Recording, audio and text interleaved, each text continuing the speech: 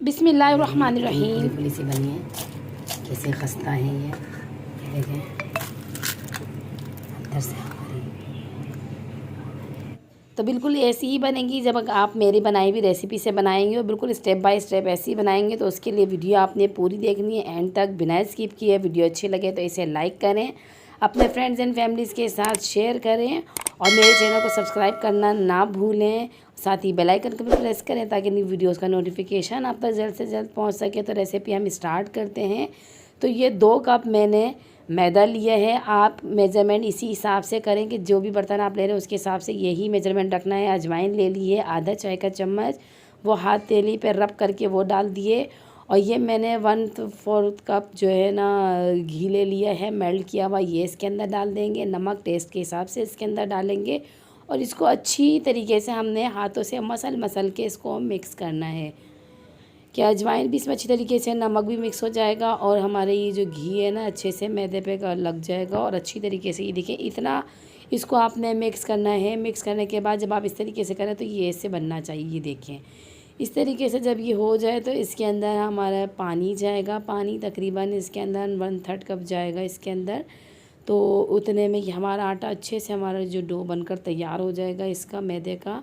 इसको इस तरीके से आपने गूंदना है खूब अच्छी तरीके से।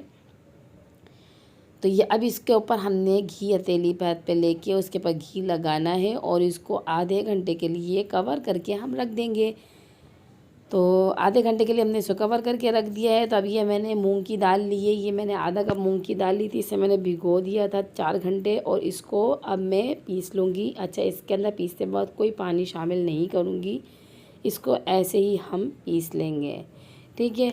तो ये सारे मैंने इसका देखिए पेस्ट बना लिया है, ये बिल्कुल पिस गई है। अब मैंने 2 खाने के चम्मच ऑयल लिया, उसके अंदर थोड़ा सा ज़ीरा डाला, थोड़ा सा इसके अंदर जितना हमने ज़ीरा लिया उससे हाफ अजवाइन डाली और ये जो हमारा ये दाल जो मैश पिसी हुई है ना ये सारी इसके अंदर हम डालेंगे और चमचे की मदद से इसको चलाते जाएंगे ताकि ये अच्छी तरीके से जो है ना कुक हो जाए, इसका कच्चापन दूर हो जाए। हमारी ये जो दाल है ना इसका कच्चापन दूर हो जाए। ये फ़ौरन ही इसके अंदर जमना शुरू हो जाती है। तो चमचा चलाते रहेंगे आप, अच्छी तरीके से इसको मिक्स करेंगे। इस तरीके से चमचे चलाते जाएंगे। ये आप देख सकते हैं बहुत अच्छी सी खुशबू आना शुरू हो गई है क्योंकि ये ऑयल में जब भुनती है ना तो बहुत अच्छी सी खुशबू आना उठना शुरू हो जाती है। अब इसके अंदर थोड़ा सा हम पानी डालेंगे ताकि ये सॉफ्ट हो जाए। तो अब इसके अंदर हम स्पाइसेस डालेंगे। आधा चाय का चम्मच हल्दी, आधा चाय का चम्मच ही हमने कुटी हुई लाल मिर्च, आधा चाय का चम्मच ही कश्मीरी लाल मिर्च डाल दी है, आधा चाय का चम्मच ही हमने सौंफ कुटी हुई डाल दी है, धनिया कुटा हुआ भी आधा चाय का चम्मच, ज़ीरा भी डाल दिया हमने इसके अंदर आधा चाय का चम्मच और ये पिसा हुआ गरम मसाला आधा चाय का चम्मच ही। और ये हमने डाल दी है आमचूर पाउडर 1 चाय का चम्मच और नमक टेस्ट के हिसाब से। कसूरी मेथी डाल दें इसके अंदर और इन सबको अच्छी तरीके से हमने मिक्स करना है कि ये दाल के अंदर अच्छी तरीके से मिक्स हो जाए सारा मसाला। कसूरी मेथी की बहुत अच्छी खुशबू आती है और इसके अंदर सौंफ, धनिया और जो ज़ीरा है वो भी बहुत अच्छा टेस्ट देते हैं। इसके अंदर आमचूर ज़रूर डालें। इसके अंदर धनिया की कुछ पत्तियाँ ले ली हैं, कुछ पुदीने की पत्तियाँ ले ली हैं। ये फ्रेश धनिया फ्रेश पुदीना डाला है इसके अंदर हमने। इसको मिक्स करेंगे और इसको अब हम ठंडा होने के लिए रख देंगे। देखिए 4 से 5 मिनट तक मैंने मसाले के साथ इसको पकाया और ठंडा होने रख दिया। फिर इसके बाद हथेली से इस तरीके से हाथों से इसको हम मस लेंगे ताकि जो थोड़ा मोटे मोटे जो जम गए ना वो सारे एक ही जान हो जाए, अच्छे से मिक्स हो जाए। और देखिए इस तरीके से बॉल बननी चाहिए इसकी, इतना इसको हमने हाथों से इसको इस तरीके से मसलना है, ठीक है। तो ये हमारा मसाला बिल्कुल बनकर तैयार हो गया है ना, ताकि ये मोटा मोटा ना रहे, सब बराबर हो जाए। और ये हमारा डो जो है ये भी हमारा हो गया। अभी इसको हमने काउंटर पे लेके अच्छी तरीके से इस तरीके से देखें आप इसको मसलते जाएं। इसको दोबारा से तैयार करेंगे ताकि अच्छे से चिकना सा हो जाए, बिल्कुल रेडी हो जाए। अब इसको हम 2 पार्ट करेंगे, ठीक है। और ये हमने इसको किया इस तरीके से। और ये देखें ये तरीका होता है हमारे डो बनाने का कि डो का ये जो है ना हमारी कितनी बड़ी हमने लेनी है कचौरी, उसके हिसाब से हमने इसी तरीके से करना है। जितने आपको पेड़ बन सकते हैं इसके, ये हमने एक ही साइज़ के सारे इस तरीके से निकलेंगे, देख सकते हैं आप। इस तरीके से करने से एक ही साइज़ के सारे हमारे ये पेड़े बन गए हैं। अब इसको हमने हथेली की मदद से इसे गोल किया और ये देखिए कटोरी की तरह हमने इसको इस तरीके से बनाएंगे। इस तरीके से कटोरी की तरह बनाने के बाद अब हमने इसके अंदर जो मिक्सचर हमने दाल का तैयार किया है वो इसके अंदर भरेंगे, ठीक है। चमचे से प्रेस कर देंगे ताकि इसके अंदर कोई एयर ना रहे, एयर रहेगी तो फिर ये फट जाएंगे। ऐसे चमचे से प्रेस कर दिया, ठीक है।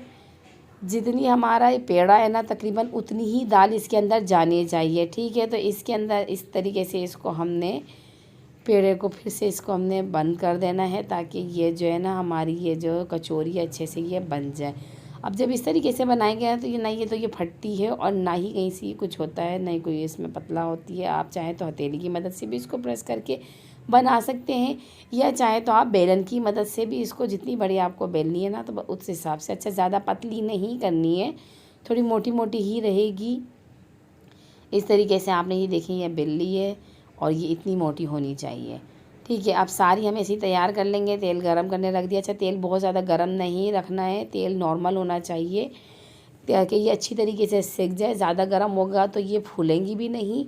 और इस तरीके से देखें चमचे की मदद से आप ऑयल जो है इसके ऊपर डालते रहेंगे तो ये देखें कैसे ज़बरदस्ती फूल गई है। थोड़ा टाइम लगेगा इसको कलर आने में, लेकिन हल्के आंच पे आप बनाएंगे ना तो ये अच्छी बनेंगी। तो फिर जब ये इस पर कलर आ जाए तो आपने इसको इस तरीके से बना के निकाल लेनी है। सारी हमने इस तरीके से फ्राई करनी है। अच्छा बहुत सारी एक साथ ना डाल दें, 2-2 3-3 ही फ्राई करें। तो ये हमारी बनकर ये अच्छे से तैयार हो जाती हैं। इसे सर्व करने के लिए आपको कोई तरकारी की भी ज़रूरत नहीं पड़ेगी। आप रायता रखें और साथ में केचप रखें, ये इसके साथ ही बहुत अच्छी लगती है क्योंकि मसाले वाली ये कचौरियाँ हैं। तो आप इसे शाम में चाय के साथ या मेहमान आए तो उनके लिए आप इसे बनाएं, जल्दी से ये तैयार हो जाती हैं। और मुझे दुआओं में याद रखें। अगली वीडियो तक दीजिए इजाज़त। अल्लाह हाफ़िज़।